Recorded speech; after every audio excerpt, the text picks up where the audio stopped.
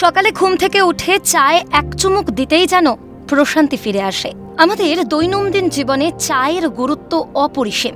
এবার সেই চা চাষ করে লাভের মুখ দেখছেন জলপাইগুড়ি জেলার ধূপগুড়ি ব্লকের তপন কুমার রায়। জানা গিয়েছে, স্নাতক হওয়ার পরেও বেকারত্ব ধীরে ধীরে গ্রাস করছিল তপন বাবুকে। রীতিমতো দিশেহারা হয়ে পড়েছিলেন তিনি।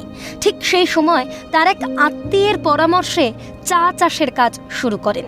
প্রথম মাত্র 5 বিঘা জমিতে চাষের কাজ শুরু করেন। পরে তার সেই চা চাষের জমির পরিমাণ বেড়ে দাঁড়িয়েছে 36 বিঘাতে। তপনবাবু জানান, 1999 সালে চা চাষ শুরু করেন। চা চাষের সঙ্গে অন্যান্য চাষের অনেক ফারাক। চা গাছ একবার লাগানোর পর প্রায় 40 থেকে 50 বছর পর্যন্ত ফলন দেয়। অন্যান্য চাষের তুলনায় চা চাষে ঝুঁকি অনেক কম। যেমন আমি অ্যাকচুয়ালি 1999 সালে চা বাগান করি শুরু করি। তো অ্যাকচুয়ালি তো আমিও আলু চাষ করি। তো আলু চাষ কিংবা অন্যান্য যে চাষ, সেই চাষের সঙ্গে কিন্তু চা বাগানের কিন্তু অনেক ফারাক। মূলত এই চাষটা এমনই একটা চাষ যে একবার লাগানোর পর আমরা মোটামুটি 40-50 বছর পর্যন্ত কিন্তু আমার এই একটা গাছ আমাকে কিন্তু ফলন দিবে। আর এই যে চা বাগান করে অবশ্যই আমরা লাভবান হচ্ছি। কারণ যেমন আপনি আলু চাষের কথা বলেন, আলু চাষের কথা বলি যে আলু চাষে বর্তমান দিনে যেমন আলু চাষ কিন্তু খুবই একটা মানে ব্যয়বহুল চাষ। সেখানে মানে চাষিরা অনেক ঝুঁকিপূর্ণভাবে সেই চাষটা করে। দেখা গেল যে আলুর বীজে মার খেতে পারে, এখন ইদানিং সারেও মানে এরকম ডুপ্লিকেট হচ্ছে, মার খেতে পারে, কিংবা প্রাকৃতিক দুর্যোগেও মার খেতে পারে, যেটা কিন্তু চা বাগানের কিন্তু নেই। অ্যাকচুয়ালি 99-এ বিএ পাস করার পরেই যাই হোক একটা বেকারত্বের আমার সমস্যা ছিল, চাকরি বাকরি তখনও আকাল ছিল। তো আমি আমার এক দুঃসম্পর্কের আত্মীয় বাড়ি ওনার চোপড়া, ইসলামপুর উত্তর দিনাজপুরে। সেখানে আমি যাই, আমি চা বাগান দেখেছিলাম। চা বাগান দেখে ওনার সঙ্গে কথা বলে আমিও ওনার কথাতে অনুপ্রাণিত, এবং চা বাগান সম্পর্কে উনি আমাকে পজিটিভ সব বলেছিল। এবং যাই হোক সেই সময় আমি চা বাগান শুরু করি মোটামুটি 5-6 বিঘা, মানে 5-6 বিঘা জমিতে চা বাগান করি আজকের দিনে আমার মোটামুটি 36 বিঘা চা বাগান আছে। এবং আমি সবাইকে বলবো যে অ্যাকচুয়ালি অন্যান্য ফসলের সঙ্গে চা বাগানের তুলনা হয় না। চা গাছে কোনো রকমের কেমিক্যাল ছাড়াই চাষ করা হয়। চা চাষের জন্য উপযুক্ত হলো ডাঙা জমি এবং প্রয়োজন বেলে ও দোআঁশ মাটি। অন্যান্য চাষের তুলনায় চা চাষ অনেক সুবিধার এবং লাভজনক। সরকার থেকে সুযোগ সুবিধা পেয়েছেন বলে জানিয়েছেন তপনবাবু। চা পাতা প্লাকিং এর মেশিন থেকে শুরু করে পুলিং মেশিন, স্প্রে মেশিন এবং চা পাতা তোলার ঝুলিও সরকার থেকে দেওয়া হয়। সারা দিন চা পাতা তোলা হয়, তারপর সেই পাতা বিকেলে কারখানায় পাঠানো হয় বলে জানান তিনি। মানে লাভটা একটু অন্যরকম। মানে সেই দিক থেকে এখানে লজের কোনো প্রশ্ন নেই। চা বাগানে যে আমাদের লজ বলে যে কথা, ওইটা মানে নেই বললেই চলে। কারণ আমরা চা পাতার যে এমনই একটা ফসল যে যখন দেখবো যে আমাদের চা পাতার খুব রেট কম, তখন কিন্তু আমরা চা পাতাতে কোনো রকমের কিন্তু কেমিক্যাল কিংবা সামরা আমরা ইউজ করি না। গাছ যেহেতু পাতা আমাকে দেবেই, যা হয় সেটাই লাভ। চা বাগান করার জন্য যদি কারো ডাঙা জমি থাকে, ডাঙা জমি থেকে চা বাগান করার জন্য বেলে দোআঁশ মাটির প্রয়োজন, এরকম যদি থাকে, তাহলে আমি সবাইকে বলবো যে আপনারা এই চা চাষে এগিয়ে আসুন। অন্যান্য ফসলের থেকে এই চা বাগানের অনেক সুবিধা এবং লাভজনকও বটে। সরকারের থেকে আমরা এই মুহূর্তে আমরা অনেক ফ্যাসিলিটি পাচ্ছি। যেমন সরকারের থেকে আমরা ইরিগেশনের পাইপ বলেন, স্প্রিংকুলার বলেন, যেগুলো আমরা সেচের জন্য ব্যবহার করি, সেগুলো যেমন আমরা পেয়েছি। যেমন এই মুহূর্তে চা বাগানে আমাদের একটা সমস্যা হয়, লেবারের সমস্যা। যেমন ক্রাইসিস পিরিয়ড চলে লেবার, যে সময় দেখবেন যে চাষের কাজ খুব চলছে, তখন কিন্তু আমাদের লেবারের একটা সমস্যা হয়।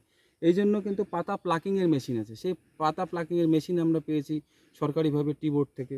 আমরা প্রুনিংয়ের মেশিন পেয়েছি, আমরা স্প্রে মেশিন পেয়েছি।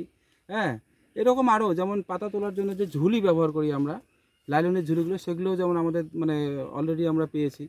চা তো একটা রপ্তানিকৃত ফসল, ভারতবর্ষের চাহিদা মিটিয়ে আমাদের চাটা কিন্তু একটা ভারতের অর্থনৈতিক ফসল, এটাকে কিন্তু বিদেশে পাঠানো হয়। সেদিক থেকে যেমন আজকালকার দিনে বিভিন্ন রকমের, যেমন আমরা পিপিসি বলে একটা কথা আছে, পিপিসি মেনটেন করি। মানে অনেক বিষাক্ত বিষ ইদানিং টি-বোর্ড থেকে নির্দেশ দেওয়া আছে, সেই বিষাক্ত বিষগুলোকে ব্যবহার করা যাবে না। এবং টি-বোর্ডের দেওয়া যে লিস্ট, মানে মেডিসিনের লিস্ট, সেগুলো যেমন আমরা ব্যবহার করি। সঙ্গে সঙ্গে টি-বোর্ড থেকে এও বলা হচ্ছে যে আপনারা ধীরে ধীরে অর্গানিকে ফিরে আসুন। কারণ এই বিদেশে যখন আমাদের চা যাচ্ছে, তখন সেই চায়ে নাকি আমাদের বিষাক্ত যে বিষ, সেটা নাকি বেশি হচ্ছে। এই জন্য চায়ের মার্কেটটাও মাঝে মাঝে খারাপ হয়। এবং টি-বোর্ডের সঙ্গেও আমাদের ভালো যোগাযোগ আছে। যখনই আমাদের কোনো সমস্যা হয়, আমরা যদি আমাদের গ্রুপে ছবি তুলে কিংবা কথা বলে যদি আমরা মানে আমাদেরকে সেরকম উপদেশ নির্দেশ দেওয়া হয় আর কি, সেই কোন মেডিসিনটা প্রয়োগ করলে আমার ওই সমস্যাটার সমাধান হবে। চা চাষ করে তপনবাবু যেমন নিজে স্বনির্ভর হয়েছেন, ঠিক তেমনি গ্রামের অনেক মানুষকেই স্বনির্ভর করেছেন। লাভের মুখ দেখছেন চা চাষিরা। সংসার চালানোর খোরাক জোগাড় হয়েছে তাদের। চা গাছে ওষুধপত্র দিতে হয়, 10 থেকে 15 দিন পর পর চা গাছে জল দিতে হয়। গ্রীষ্মকালে ভালো চা পাতা হয়। উত্তরবঙ্গে যখন ধুঁকছে চা শিল্প, বন্ধ হয়ে গেছে চা বাগান, ঠিক তখনই চা চাষ করে লাভের মুখ দেখছেন চাষিরা। এমনটাই জানান চা বাগানের এক শ্রমিক। 20 বছর হয়ে গেল। 20 বছর ধরে এই এলাকার কি আরো অনেকেই করে? অনেকেই করে তো। মানে তাতে উপকার হচ্ছে গ্রামের মানুষের? হ্যাঁ, অনেক উপকার। অনেকটা কাজ টাজ পায় না, সেগুলো কাজ আসতেছে এখন, এখানে রোজগার করতেছেন। না মহিলারাও? মহিলা আছে তো, কালকে থেকে না আসবে, কালকে পাটি ছিঁড়ে আছে। আবার যেভাবে ওষুধপত্র মারতে হয় এগুলো মারি, ওষুধ নিয়ে আসে। যেই এখন ফুলিয়ার মারতে হবে তো ফুলিয়া মারবো, বিষ মারতে হবে বিষ মারবো। এটা জল কখন কখন কি প্রতিদিন দিতে হয় নাকি এটা সপ্তাহে? 15 দিনে বাদ, 10 দিন বাদ। 15 দিন বা 10 দিন পর পর। শীতকালে না গ্রীষ্মকালে বেশি ভালো পাতা? শীতকালে তো গোসা আগে তো কাটাই যাবে। আবার চা প্রধানত ক্রান্তীয় মৌসুমী জলবায়ু অঞ্চলের ফসল, তবে উপক্রান্তীয় অঞ্চলেও এর চাষ হয়ে থাকে। চীন দেশেই প্রথম চা উৎপাদন শুরু হয়। এরপর 1818 সালে ভারতবর্ষে চা চাষ শুরু হয়। চায় অ্যান্টিঅক্সিডেন্ট থাকার ফলে স্নায়ুর পক্ষে তা খুবই উপকারী। চা উচ্চ রক্তচাপ নিয়ন্ত্রণে সাহায্য করে। ধূপগুড়ি ব্লকের ঝাড়ালতা 2 নং গ্রাম পঞ্চায়েতে তপনবাবু প্রথম অবস্থায় মাত্র কয়েক বিঘা জমিতে তিনি চাষ করেছিলেন চা পাতা, এবং তারপর থেকে তাকে আর ফিরে তাকাতে হয়নি। তিনি শুধু লাভের মুখ দেখছেন।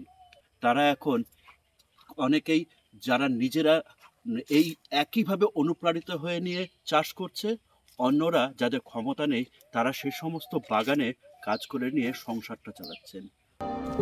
ঝিলাম দেবের রিপোর্ট, ক্যালকাটা নিউজ।